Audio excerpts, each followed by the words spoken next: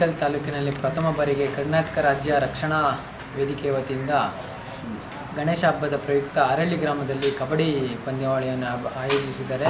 ನಮ್ಮ ಗ್ರಾಮ ಪಂಚಾಯತಿ ಉಪಾಧ್ಯಕ್ಷರಾದ ಜಯಮ್ಮ ಚಂದ್ರಪ್ಪನವರ ಮಗ ಶರ್ವಿನ್ ಅವರ ನೇತೃತ್ವದಲ್ಲಿ ಪ್ರಥಮ ಬಾರಿಗೆ ಈ ಗ್ರಾಮೀಣ ಕ್ರೀಡೆಯಾದ ಕಬಡ್ಡಿ ಪಂದ್ಯಾವಳಿಯನ್ನು ಆಯೋಜಿಸಿದ್ದಾರೆ.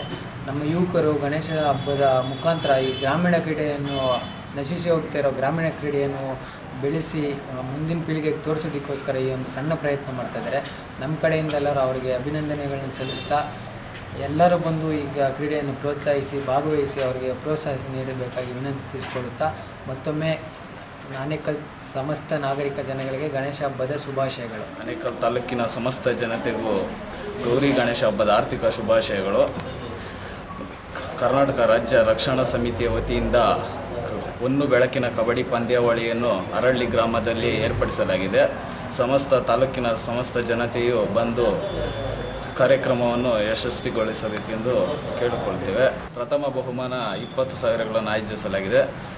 ದ್ವಿತೀಯ ಬಹುಮಾನ 10,000ಗಳನ್ನು ಆಯೋಜಿಸಲಾಗಿದೆ.